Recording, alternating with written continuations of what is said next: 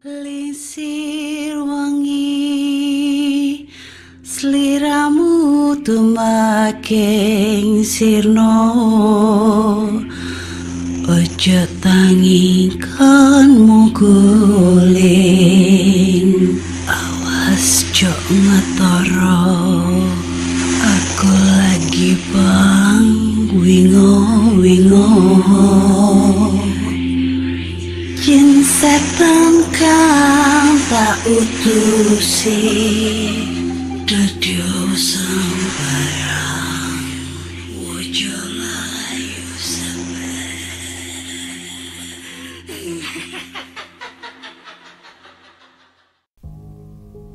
Hai Rek, iya apa kabare? Ketemu lagi dengan aku si Ana di podcast kisah horor. Sebelum masuk ke cerita horor, jangan lupa subscribe channel YouTube ini dan nyalakan tanda lonceng agar kalian selalu update cerita horor terbaru dan video-video explore tempat terbengkalai lainnya. Di episode kali ini aku akan ngebawain sebuah cerita yang menurut aku sih lumayan serem ya. Dan cerita ini tentang pengalaman seseorang dihantuin di sebuah rumah mewah. Yang kebetulan dia lagi ada kerjaan tuh di rumah itu.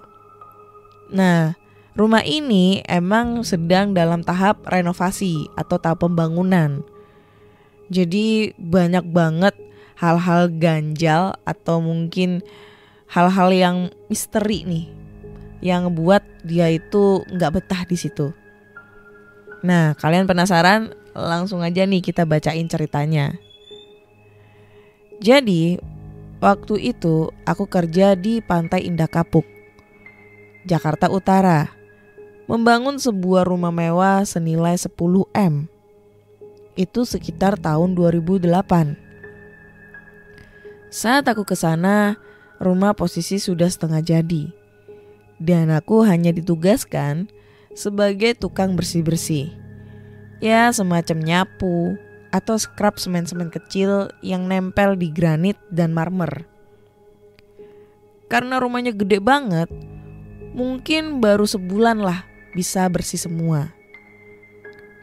Hari pertama aku kerja bersih-bersih lantai 3 dan tidak terjadi apa-apa.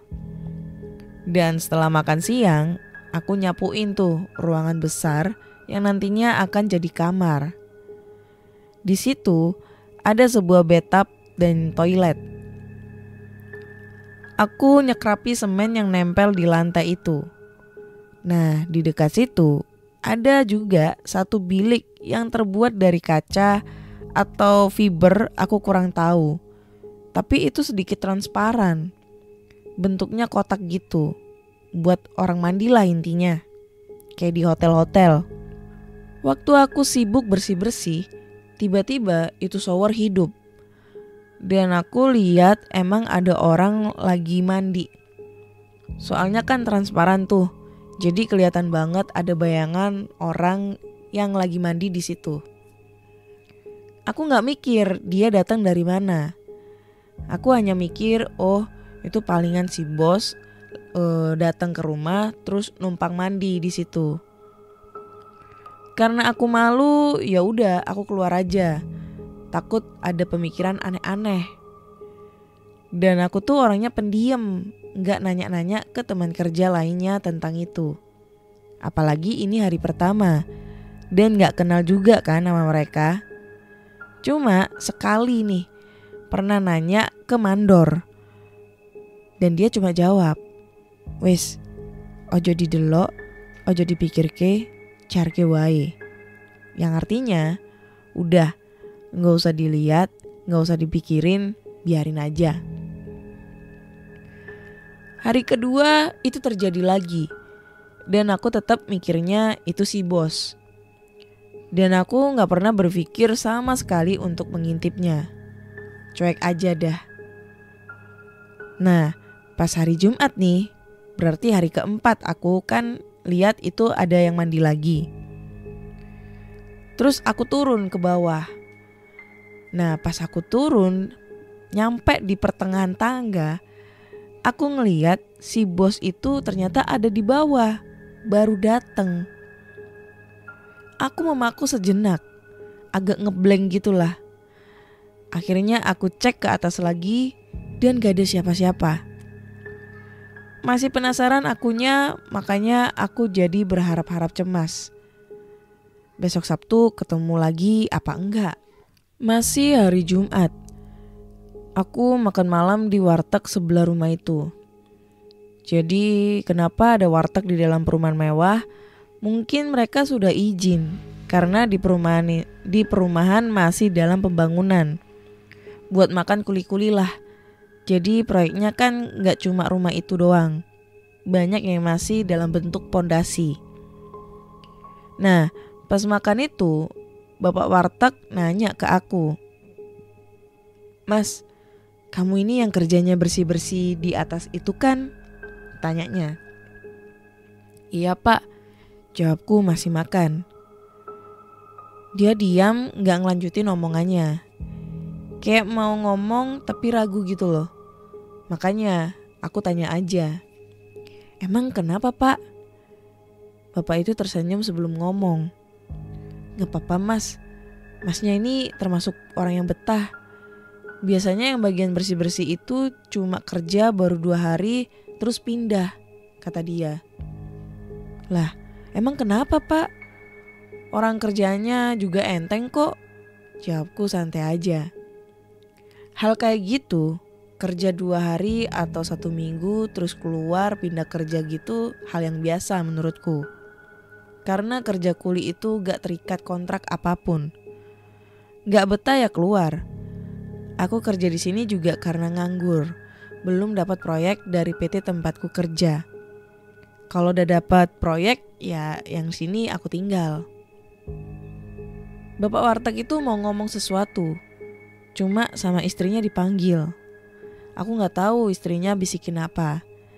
Tapi sesaat kemudian bapaknya pergi pakai motor. Terus ibu itu bilang sama aku, "Ora usah dirungokno ya mas. Ojo kuatir lah pokoknya, ora ono apa-apa nang kono," ujarnya dengan bahasa Jawa, yang artinya, "Gak usah didengerin ya mas, gak usah khawatir. Pokoknya di sana gak ada apa-apa kok." Selesai makan, aku bayar terus balik ke rumah tempatku kerja. Sudah beberapa hari di sini dan aku masih penasaran dengan teman-teman kerjaku ini. Rumah ini besar, ada 3 lantai dan banyak ruangan kosong. Tapi kenapa semuanya tidurnya itu ngumpul di satu tempat, yaitu di lantai 1.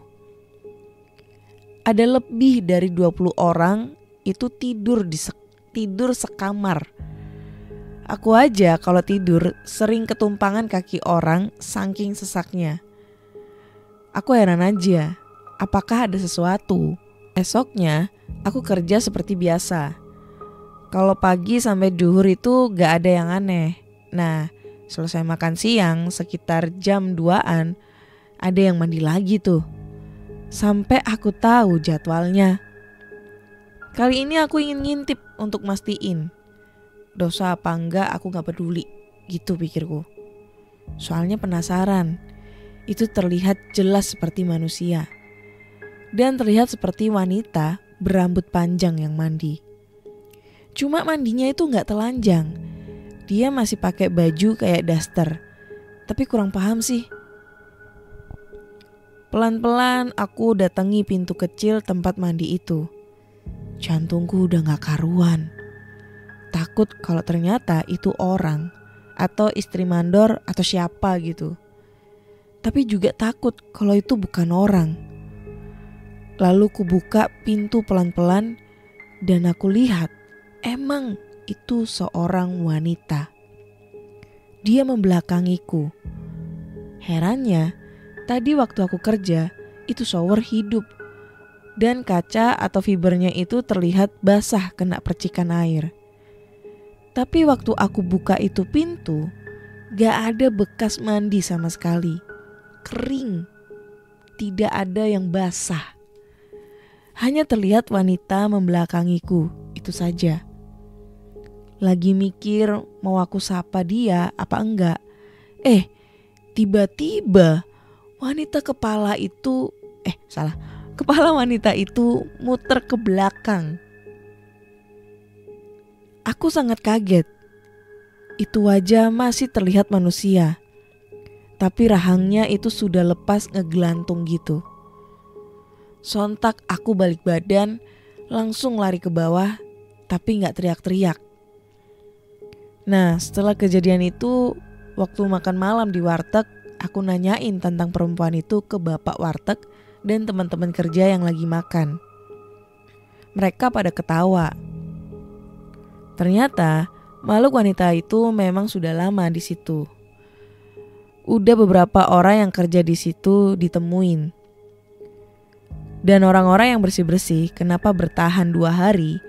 Karena hari kedua mereka sudah penasaran untuk ngintip. Pas lihat kenyataannya, mereka baru sadar. Untungnya aku benar-benar penasaran setelah beberapa hari. Jadi gak dinampakin lebih awal. Dan alasan kenapa semua orang tidurnya kumpul adalah karena jika mereka tidur misah, misalnya mencar-mencar gitu, ternyata katanya mereka sering ditemui sosok wanita itu dan dibelai-belai kepalanya. Dan besoknya bakal kena sial. Udah ada korban jiwa di rumah itu. Jadi katanya dia semalam itu dibelai-belai kepalanya. Terus dia tahu makhluk itu yang membelai kepalanya. Paginya dia cerita, siangnya dia kecelakaan. Kepalanya kejatuhan hebel atau bata putih. Padahal itu bata ditaruh di atas steger dan aman, gak mungkin bakal jatuh. Korban sempat dibawa ke rumah sakit tapi gak terselamatkan. Dan setelah itu ada lagi yang ngalamin itu sama persis katanya. Tapi untungnya dia gak meninggal, hanya luka robek dan retak tengkoraknya saja. Setelah mengetahui itu, besoknya aku pamit pulang ke mandor dan terima upah kerja 4 hari. Ya cukuplah daripada nyawa taruhannya. Nah, jadi ceritanya seperti itu guys. Menurut kalian gimana? Apa kalian nih para penduduk desa Sukawedi pernah mengalami hal yang serupa dengan si pecerita ini, dihantuin sosok yang kebetulan kalian itu lagi kerja di rumah atasan? Kalian bisa langsung aja kirim cerita kalian ke Do You See What I See. Terima kasih.